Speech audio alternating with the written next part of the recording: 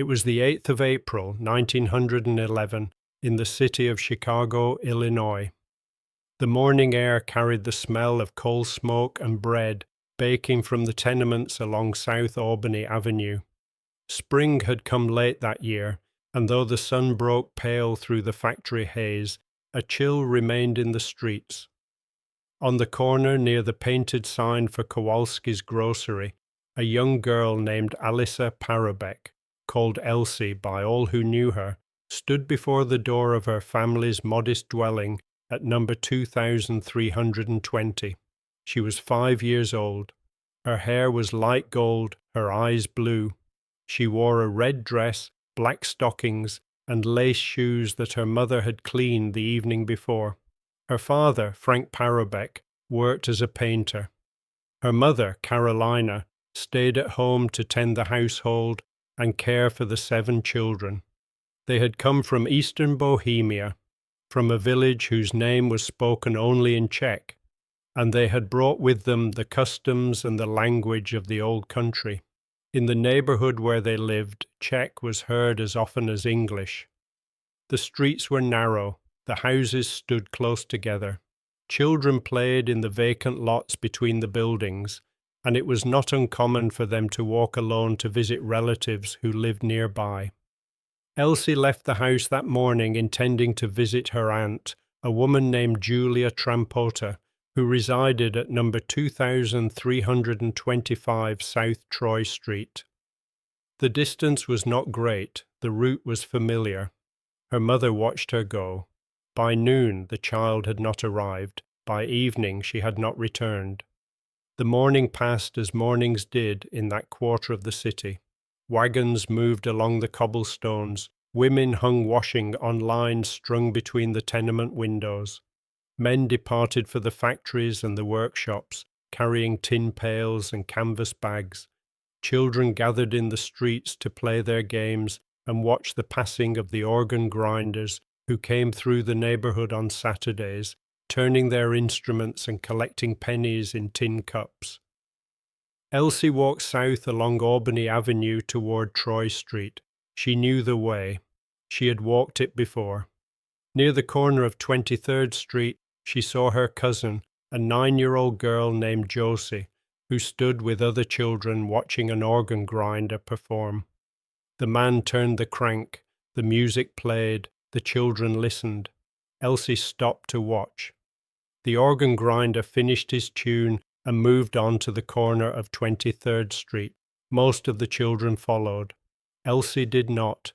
The hours passed. The sun moved across the sky. By afternoon, Carolina Parobek began to wonder why her daughter had not returned. She walked to her sister's house on Troy Street. Julia Trampota said that Elsie had not arrived. Carolina was surprised but not yet alarmed. She knew that Elsie had friends in the neighborhood. Perhaps the child had stopped to visit one of them and had fallen asleep. She returned home and waited. The afternoon became evening. The gas lamps were lit along the streets. Still, Elsie did not come. At 9 o'clock, Frank Parobek arrived home from his work. Before he had removed his coat, his wife told him that their daughter had gone out in the morning and had not returned. He listened. He set down his pail. He wasted no time in walking to the police station on Hinman Street to report the child as missing.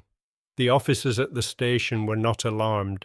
They suggested that the girl had likely fallen asleep at a friend's house and would return in the morning. Frank insisted that something was wrong. The officers told him to return the next day if the child had still not come home. He walked back through the dark streets to his house. The night passed. Morning came. On the morning of the 9th of April, Frank Parobek returned to the police station. This time, Police Captain John Mahoney acknowledged the gravity of the situation. He instructed his officers to spare no effort in their quest to locate the missing child. Detectives were contacted from different stations. A thorough investigation began. As news spread through the neighborhood that Elsie was missing, witnesses came forward. A boy named John Joski informed officers of a peculiar sighting. He said that he had seen a Romany wagon on Kildare Avenue, which was located 1 block west of Troy Street. In the wagon, he claimed, were 2 women, and one of them was holding a young girl who fitted Elsie's description. The police turned their attention to an area near the river where Romany people had settled in their wagons. Officers spoke to the residents of these camps. They learned that one of the wagons had packed up and departed on the morning of the 9th of April. A theory began to form. It was believed that Elsie had been taken by someone from the Romany community, perhaps to be put to work begging on the streets. This theory gained traction due to the striking parallels with a previous incident involving a child named Lillian Wolfe. Lillian had been taken some 4 years earlier, but was later found after a police investigation. In a desperate attempt to locate his daughter, Frank Parobek offered his life savings, a sum of $50, as a reward for any information leading to her safe return. Police chief ordered the dragging of the drainage canals. He feared that Elsie may have fallen into the water and drowned. A plea was made to the public for assistance in the search efforts. Around this time, a 14-year-old girl named Emma Kubat, who lived in the same street as the Parobeks, informed officers that she had last seen the little girl in the company of an organ grinder. Detectives immediately went to the Italian Quarter located at West 14th and South Halsted Streets. They searched many properties. Their inquiries yielded no substantial information. The organ grinder theory was not pursued further. Days passed. The search continued. On the 12th of April, a photograph of Elsie that had been enhanced by an artist appeared in the newspapers. She was described as small, with light golden hair and blue eyes. When she disappeared, she had been wearing a red one-piece dress, lace shoes, and black stockings. Her image was printed in subsequent editions of the newspapers. The story was kept before the public eye. The days passed without breakthrough. The anguish of the Parobek family deepened. On the 17th of April, the newspapers featured not only a full-length photograph of Elsie, but also images of her parents, Frank and Carolina, as well as Carolina's sister, Julia. There was a message from the police asking the community to be vigilant. Frank Parobek accompanied detectives on their searches. It was reported that the wagon may have traveled to Round Lake, Illinois, a small town situated approximately 50 miles northwest of Chicago. Local farmers were informed and asked to watch for the arrival of any Romany wagons. Some took matters into their own hands. They confronted the Romany community and attempted unauthorized searches of their property. Many families left the camp and moved on. Reports continued. A child was seen in a Romany wagon near the village of Volo in Lake County. It was said that the child appeared disorientated or possibly under the influence of a substance, and that efforts had been made to hide her under a blanket. The wagon moved again, this time to the city of McHenry, approximately 50 miles northwest of Chicago. The police eventually intercepted the wagon they had been seeking. The saga ended with disappointment. The little girl in question was a member of the Romany community and bore little resemblance to Elsie. Authorities seemed to be out of ideas. On the 17th of April, Police Captain Mahoney received an anonymous telephone call informing him that a child matching Elsie's description had been seen accompanying a man in a hotel in Western Springs, Illinois. Detectives were dispatched. Their search yielded no results. Meanwhile, reporters questioned the police regarding a ransom note that had allegedly been sent to Carolina Parobek, demanding $500 for the safe release of Elsie. Officials neither confirmed nor denied that the note existed, though they acknowledged the possibility of its authenticity. The investigation continued. It was confirmed that Frank Parobek had begun to receive anonymous insulting letters just days after Elsie had vanished. The letters had been written in English. They accused the family of mistreating Elsie and claimed that she was hidden by someone who hated them. Frank, enraged, had burnt the letters against the advice of detectives. 3 days later, on the 20th of April, Elsie's 6-year-old brother, Frank Jr., was seen with a pick and shovel digging in South Troy Street. When questioned, he said that men had been working on the road when his sister went missing, and he had overheard his parents saying that Elsie might have fallen into a hole and been buried under falling sand and gravel. Workers were questioned. They assured authorities that they would have noticed any such incident. Reports of a fair-haired girl bearing resemblance to Elsie and travelling alongside the Romany community persisted. Each sighting was thoroughly investigated. None of the children seen by officers was the missing girl. Lillian Wolfe, now 11 years old, stepped forward to offer assistance. Having experienced abduction and 6 days of captivity herself, she possessed valuable insights into the behaviours and customs of the Romany community. One of her former captors, who was now in prison, recommended that officers speak to Elijah George, a respected figure within the Romany community. Police traced him to Argyle in Wisconsin. When questioned, he was not cooperative and said that he knew nothing of the missing child. Inspector Healy now wondered if Elsie truly had been abducted. He ordered a search of the drainage canal and other possible locations where Elsie might have fallen. Despite the ongoing search and numerous reported sightings, none led to the discovery of the missing girl. By the 23rd of April, Lieutenant John Costello declared that all leads in the suspected kidnapping had been exhausted. He feared that Elsie had been harmed and her body hidden in a nearby cellar or barn. Search teams were organized. Detectives inspected various buildings for potential hiding spots. The Romany community wagons were monitored. Alerts were issued to neighboring police departments. Newspapers continued to report the story daily. The Chicago Daily News described the search efforts as one of the most extensive and far-reaching quests ever made for a missing child. The Czech community in Chicago came together to show solidarity with the Parobeks.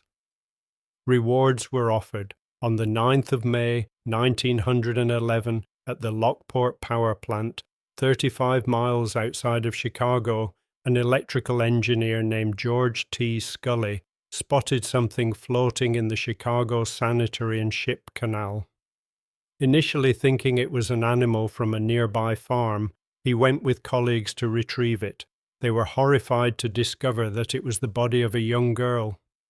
They noticed the striking similarities between the body they had found and the description of the missing child, Elsie Parobek, whom they had read about in the newspapers. The authorities were contacted. Police Lieutenant Costello informed Frank and Carolina Parobek. Elsie's father was asked to identify the body. He initially struggled to recognize the young deceased girl as his daughter. In a heart-wrenching turn, Carolina stepped forward. Upon viewing the deceased child, she confirmed that the body was that of Elsie. Arrangements were swiftly made for an inquest to be held at the funeral parlor, presided over by Coroner William Work and a jury comprising various members of the community.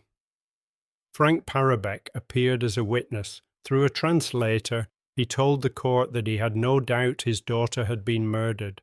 He asserted that Elsie had been abducted, killed, and that the perpetrator of this terrible crime had disposed of her body in the canal. Carolina was overcome with grief. She fled the inquest, claiming that Elsie had been murdered. Despite efforts from her husband and detectives to calm her, she ran through the streets shouting that someone had killed her daughter. 2 physicians, Dr. A. Kingston and Dr. W. Paddock, confirmed the absence of water in Elsie's lungs, ruling out drowning as the cause of death. Dr. Kingston stated that Elsie had been attacked and murdered prior to being dumped in the water. Dr. Paddock noted signs of wounding before she had died. They believed that the body had been in the water for approximately 2 weeks. However, an examination by Dr. R. Lount and Dr. Warren H. Hunter concluded that she had suffocated. Contrary to the findings of Dr. Kingston and Dr. Paddock, Dr. Lount and Dr. Hunter found no clear signs of violence on her body. Coroner Peter Hoffman agreed that the child had been suffocated and urged further investigation into the case. No arrest was made, no trial was held. The funeral was held on the 12th of May and was attended by nearly 3,000 mourners. It began at the Parobek home, with people filling the streets and watching from bedroom windows. A solemn atmosphere prevailed. Elsie's small white coffin was adorned with flowers and surrounded by young girls holding bouquets. Carolina requested a final glimpse of her daughter, but relatives convinced her to let the undertaker proceed. The procession moved to the Bohemian National Cemetery. The funeral was covered extensively in the media. Police Chief John McWeeny announced that the Chicago Police Department would make all its resources available to apprehend the perpetrator. The reward for information was increased. Despite this, the investigation yielded no breakthrough. Detectives focused on the area where Elsie's body had been discovered. They soon suspected a man named Joseph Kesty, described as a bearded bohemian and a hermit peddler. It was alleged that this man lured young girls to his dwelling near the drainage canal on West 33rd Street and South Kildare Avenue, which was close to the Parobek residence. A search of his shack uncovered potential evidence, including a green hair ribbon. There were signs of a shallow excavation and the presence of an aged hemp sack, which detectives believed could have potentially concealed a body. The shack owner, a man named David Shies, told police that he had evicted Kesty on the 9th of May due to concerns about his interactions with children. Detectives were unable to interview the suspect.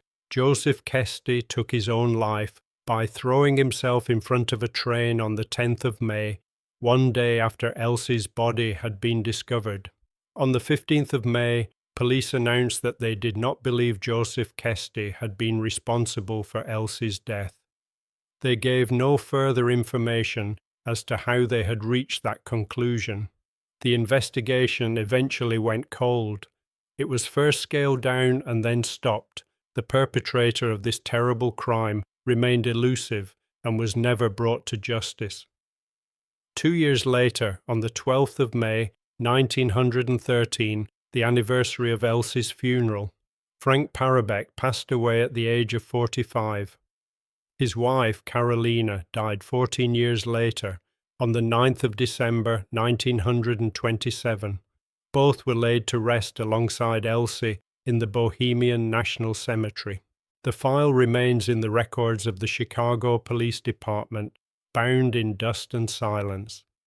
The streets where Elsie walked are still there, though the buildings have changed and the names have faded.